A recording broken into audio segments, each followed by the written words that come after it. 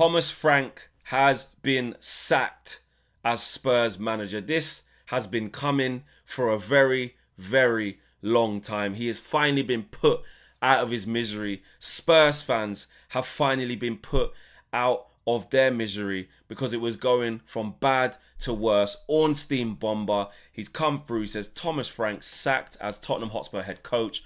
Tottenham working through various possible contingency plans to replace the 52-year-old Dane as the club sit 14th in the Premier League, 5 points above the relegation zone after 2 wins. 2 wins from 17 matches. I mean, he should have got sacked a long time ago. The loss against Newcastle United last night was the nail in the coffin, and this was coming. He was never going to survive this. And I heard his post-match comments yesterday, and they were asking him if he's worried about his job. He said, no. I spoke to the board and the hierarchy only yesterday. Not worried about my job. Next morning, sacked. Listen, managers do that all the time. His time to go is now. Maybe Spurs can, get a new manager bounce. And it just, do you know what? I'm not going to sit here and say it was never the right fit. Hindsight's a wonderful thing. I actually advocated for him to get. I thought it was a really good appointment. I thought this is exactly what they need. He's been doing really well at Brentford. But as with those guys that are at the smaller clubs putting in good work, when they make that step up, it's question time, isn't it? It's question and answers time. And he's not answered any of the questions that we've had. It looked like how Potter did when he went up a level from Brighton into that level of job at Chelsea. Just out of his depth. Boring football, conceding loads of goals, no solidity at the back, not playing any attacking football, not getting the best out of what he's got. Even though, yes, you got to feel for him because there are a lot of injuries, but Tottenham can't be 17th again, which is that currently where they are? Where are they? Sorry, 16th. You know what I mean? 16th. They can't be there. They can't be there. You know, and really, when you think about it at Spurs, it's a total mess because this is a follow-on. This is a follow-on from last year. They finished 17th last year. Yes, they had loads of injuries then as well, and still got them a trophy. But they were still 17th. Their league form has been horrific for going on 2 years. It can't just be all down to injuries. You still got to find a way to not lose football matches. Hang on in there. Be resolute. Be difficult to break down. And some of them players, shocking. You know, they've played their part in it as well. You know, you look at the captain who's out for the next 4 games conveniently. Absolute bozo, Christian Romero. You know, talking was online about it's a disgrace this and a disgrace that. Yeah, the manager's got no players. Yeah, the manager's got no players in terms of there's a lot of injuries. But what have you done as players? What have you done as a leader, Christian Romero? You know what I mean? This is as much on you as it is on Thomas Frank. You know, I look at the Spurs squad and then you look at the board. You look at them. You know, you see people, Spurs fans, cussing them every week. Cussing the board every week. Where's their ambition? Look at some of the buys they've done. They made Mateus Tell permanent. You know, got Gallagher in there. Paulinho on a loan. All right. This is average. You know, they bought Dragerson, Danso. Like, a lot of these guys are uninspiring. All right, Kudus has been injured. I'll give him that. Xavi Simons looks a little bit lightweight, but with the right manager, with the bounce that hopefully they're going to get, that they hope they're going to get, they can do something, but uninspiring. Let's be real. Very, very uninspiring, a lot of Spurs' players. Now, when they do have everyone back, yes, it can look different. And the question is now, what do Spurs do? You got De Zerbi. You got Poch, probably would have to be in the summer, because he's at international duty with he's at the World Cup with the USA. Glasner, end of the season, or do you try and get him now?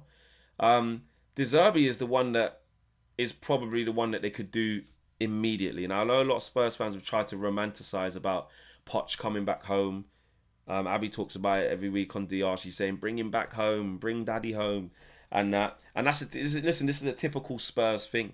It's a typical Spurs thing because actually, until Spurs get their act together at board level as well and start bringing in some decent players and having big transfer windows to bring in good players, they ain't saying nothing.